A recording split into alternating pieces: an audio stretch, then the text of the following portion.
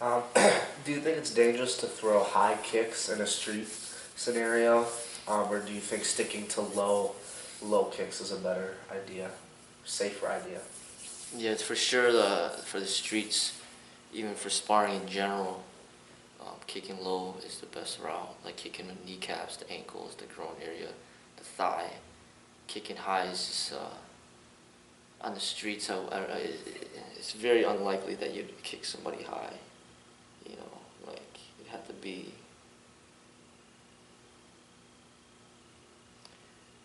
It just had to be the right situation. But if you're fighting somebody smaller than you, shorter than you, then kicking him in the face wouldn't be that hard, and that could work. But if you're fighting somebody taller than you, it wouldn't really be a good idea to kick high because you're not going to get that much power in there, and then it's going to make you off balance, and then it could knock you over, and then it ends up be going on the ground and things like that.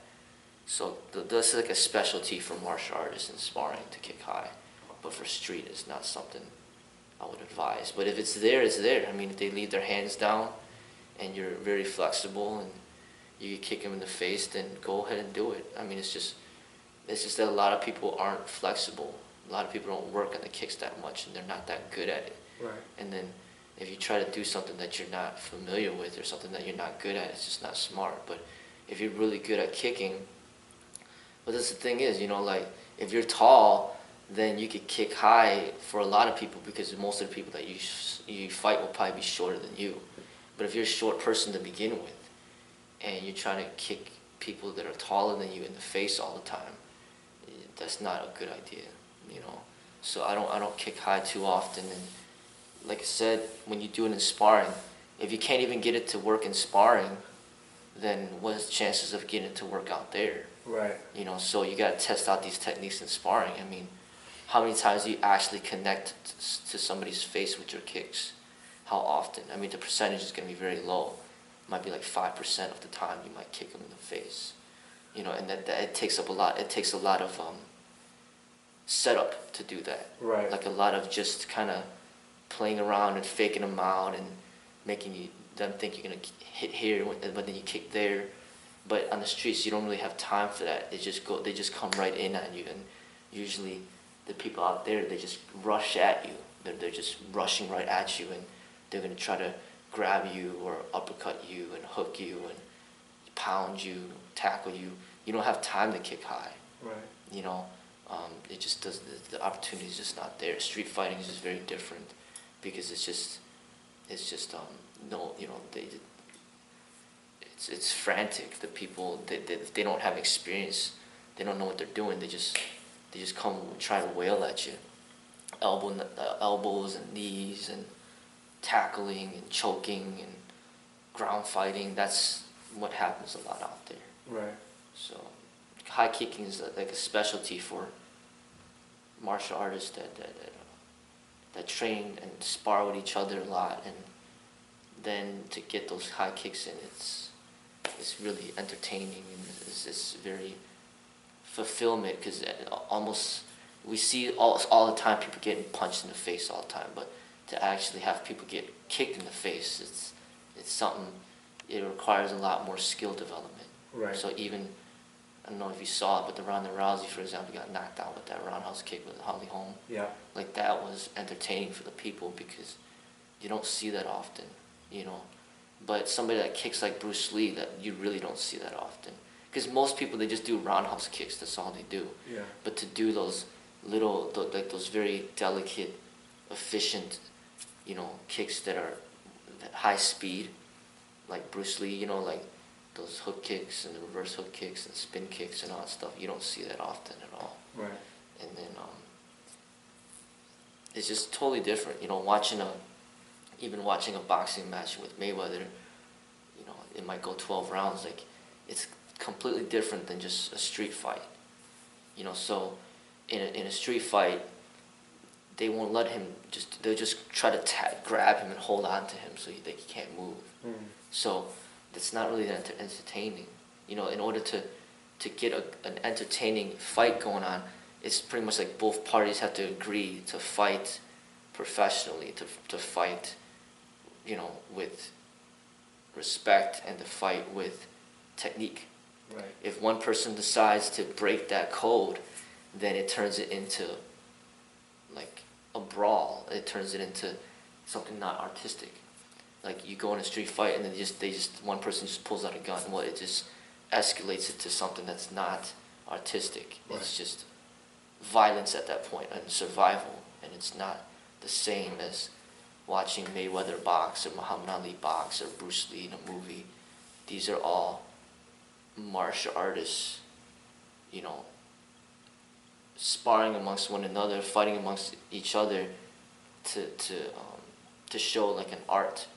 So like you're like watching, it's like two salsa dancers, like they're dancing together, or break dancers, they're dancing, battling each other. It's an art. So same thing with sparring, it's an art and there's beauty to it. But just a straight brawl where people, they don't know how to fight and they're just tackling each other like football players because that's all they know how to do, and then they want to try to choke each other and break each other's arms. That's not art, it's just violence. Yeah, it's just violence. And them getting on top of me and me breaking their finger, like biting them and eye gouging them, it's not art, it's just survival. So, or me pulling out my gun and shooting and killing them when they tackle me, that's not art, it's just survival. So, but that's the reality of what when the people don't have experience, they're gonna come at you, usually just rushing at you. And then you might get that one good hit in there and then it ends the fight, or that good elbow and then it ends the fight because they just rushed at you and you just, boom, you just hit them really hard and then it ends the fight. But to get a kick out of that, if somebody's rushing at you, how are you supposed to kick them? Like it's hard. So those high kicks are meant to knock somebody out and end it. But those low kicks, when you throw those low kicks, what are you trying to do? Because you kicked a lot in the shin and like the inside of my leg, the kneecap. So obviously that doesn't knock somebody out. What are those meant to do? Those are just the same concept of what a jab is supposed to do in boxing. Like the jab is never designed to knock them out, but enough to stun them and distract them so that you can't get the knockout blow in there. It's the same thing with the kicks. So they're just distracting you, and it doesn't knock you out, but it really forces you to be aware of your stance, and now you don't want to get kicked there again, because even though it did knock you out, you still feel some pain, and then just your attention being drawn to that opens up many other opportunities to get hit in vital areas. So that's the setup to everything. So I keep doing the low kicks, then I get the high kick in there. I see. You see, but without the low kicks, then I won't get the high kick in there because it's just too predictable. It's too easy to block. Right. There was no distractions. It's the jab of the leg, basically. Yeah. All those low kicks set up everything else. So if you limited me and told me to box and be a boxer, I wouldn't be nearly as effective because you took away like a big part of my specialty, right, which is distraction and basically breaking them down to open up other areas. It's the same thing with boxing. They just keep revolving everything around the jab. Like you're not just gonna go in there and uppercut them and then knock them out the first time. Right. Like you gotta get the jabs all in there. Jab them high, jab them low, jab them high, jab them, and then you get that cross in there that could knock them out, or that hook in there.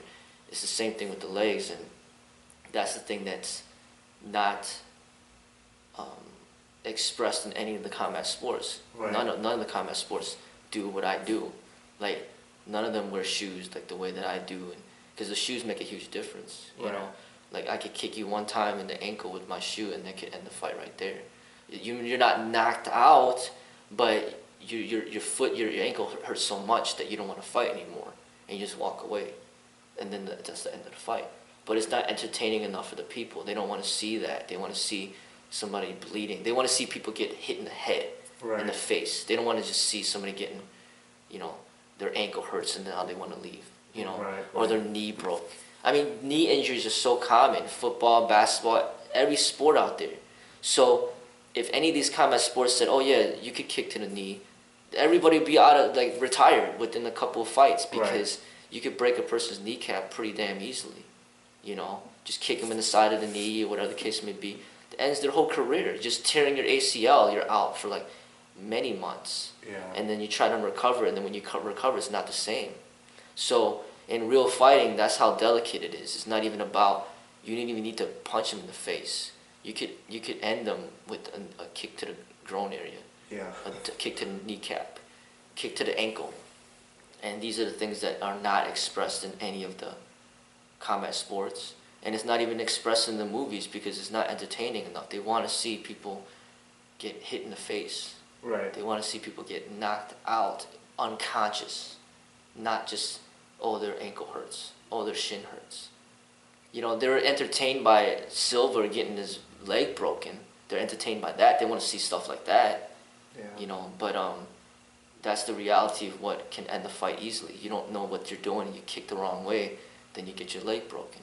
Because to counter that roundhouse kick, all you gotta do is just bring your knee up, and then you could break the person's leg. Yeah. So what you think you're punching, you think you're kicking a punching bag? No, you're kicking somebody's knee. You hit their knee. That's like trying to kick as hard as you can against a brick wall or against the side of the door, and then you break your leg. You know, so real fighting, it's very delicate. One eye jab, you could be blind. One attack could end it. You know. Right. So, but that's the whole, you know, my whole thing about my sparring is, you know, pretty much you can do whatever you want, and these are the things that really do work. Yeah. You know, because I've sparred a lot against people that are like boxers, for example, and wrestlers, and even MMA people, and they don't know what the hell to do with what I do because they're not used to that. Right. You know, they start trying to walk towards me and pull this to keep tagging them. They can't reach me, and then by the time they reach me, they're already hurting all down here, and then it opens up all these other things, and then I start hitting them up there. Right. And then they just walk away because they can't handle it. But that's just the reality of it, and the shoes make a huge difference. Yeah. So you can't tell a person on the streets to take your shoes off. Right. You know what I'm saying? Oh, you want to hurt me? Oh, can you take shoes off first? You know what I'm saying? It's like, no, like, he's going to have his shoes on. I mean, Right. who the hell walks out there without shoes on? So that's just a natural something to protect our feet and also to use as a weapon. Right. Even the police officers can't tell you to take your shoes off when they're trying to arrest you. Your shoes are on. So use that to your advantage in fighting. Right. You know, just imagine the difference of below zero and snow out there, and then you have no shoes on. You know, like, we have shoes for a reason. Right. And we should use this to defend ourselves. So when you spar with shoes on, just getting kicked one time, especially in the face or something, that's going to hurt. Yeah. And you're going to be like, damn, like, I don't want to get kicked. And that's how real sparring is. Just one kick could just end it. So there's no room for mistakes. You know, but in these combat sports, oh, they kick each other with no shoes on. But that's not real. It's like, this is the way that I see it, you know. Boxers put the gloves on. I'm like, okay, if you really want to be entertained, you want some real fighting, why don't you have the boxers put on brass knuckles? Right. Same rules, same everything. Tell them put brass knuckles on, see what happens. That's real fighting to me. There's no room for mistakes. So, like, you do one thing wrong and then you lost the fight or potentially lost your life. Right. Because you made one mistake. So, same thing with firearms. It's just even more drastic, you know. You're cleaning your gun. You hear this. I hear this all the time. People even that I know cleaning their gun, they shoot and kill themselves because they, you know, cleaning their gun. You know, because there's no room for mistakes when it comes to firearms.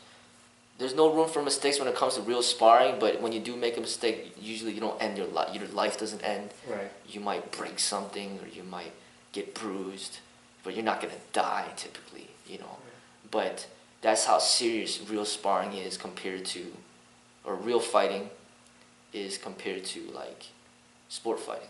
Right. Because, you know, some of these people are talented, but of course they should be talented. You're getting paid millions of dollars to be there. Like, how can you not? Why, like, for them not to be talented, to get paid that much money, it's absurd. But it doesn't mean that they're practicing the real science of combat. Right. You know, just because, oh, they'll be like, oh yeah, this UFC fighter beat your ass, but it doesn't mean that they're practicing the real science. I'm just saying, I'm practicing the real. What they're practicing is not real. It's not the most lethal that it could be. Right. That's what I'm saying. I'm not saying that I could go in there and just whoop everybody. I mean, first, I'm not getting paid that type of money. You know what I'm saying? Second, I'm not violent like that. And, third, it's just, that's not what I'm about. Right. I'm about the real. So, if some of these people that are extremely talented and they're coming after me, shit, I might pull out my gun and shoot and kill them. And I'll be justified because, hey, this person's a UFC fighter. Look at how small I am. This person's like full of muscle, trying to tackle and kill me. So I took my gun out and I shot and killed him. Judge would be like, shit, I'd kill him too. Justified. Right. Go on home. And that's the reality of it. It's like, they're some of them are beasts. Yeah. But they're not practicing the real science, okay? Not just the cage fighters. Boxers aren't doing it, obviously. Wrestlers aren't doing it, obviously. Even the people that are claiming Wing Chun aren't doing it, obviously. Taekwondo's not doing it, obviously. I'm not just picking on the cage fighters, but I'm just saying that the cage fighters have such a big ego. They think that, this is the best that it could be. Yeah. It's not. Because you guys have all these limitations that's not real. Like how? Oh, our gloves are a little bit smaller, but still, you still wearing gloves. Right. You still have the mouth guard on. Why you got the mouth guard on? Right. You still probably wearing that groin protector. Where are your shoes? Right. And all the rules revolved around the ground fighting is just absolutely absurd. Because in real fighting, there's none of those rules. Right. So if somebody's taking me down to the ground, like even Bruce Lee would do it in his movies. If I want to bite him, I should be able to bite him. Yeah. But no biting, no spitting, no whatever. It's like, you can't break their finger. Like, why not? You know what I'm saying? Right. You can't do that. It's like ridiculous. Yeah. And it's just like, and then it makes everybody think, those are the best fighters in the world. Like, no, like hell no. Like, those aren't the best fighters in the world. How could you be the best fighter when the whole thing is revolved around all these things that aren't real? Yeah, that's why it's annoying that their motto is as real as it gets. Yeah. Well, I mean, in the same token, as real as it gets, that means they're pretty much, I've said this before, they're admitting that it's not real. Right. This is as real as it gets. Yeah, it's as real as it gets, but it still ain't the real. Right. This is the real. Like, so there's something above what they're saying. Like, like boxing, this is UFC as real as it gets. Well, as real as it gets, well, then what the hell is the real? Let's watch the real. Let's turn this shit off and let's watch the real. Right. And that's what I'm saying. Like Bruce Lee, his movies, even though it's not like real like fighting, he's choreographing things that are more real than any of that common sports shit. Right. Because he has multiple fighters running after him. He got people with knives and swords coming after him. He would choreograph the fight scenes so strategically that's really how they would spar. Mm-hmm. Like they're taking the time and they're just these really like nice, delicate techniques. Like hit him in the knee and then kick him in the face. Like you watch his sparring, like his choreographed fights. That's the real put into the movies. Now what I'm doing is I'm trying to put the real into like a live sparring, but just holding back maybe just a fist and that's it pretty much. Because I'll hit them for real in certain parts of the body, kicking them hard in the thigh or punching them in the stomach. Like I'm putting the real into the sparring, Bruce Lee putting the real into the movies. Right. And the real, when you experience it yourself, you're like, damn, like the fight does end pretty damn quick. Because when you get hit one time with something real, you're like, damn, like shit, like let me take a break. Yeah. Because it's not the same as getting hit with a glove on. It just changes everything. The dynamics of a glove changes everything. Right. I mean, just think about how different it is, like with our bare hands. But then say you had to wear winter gloves everywhere you go.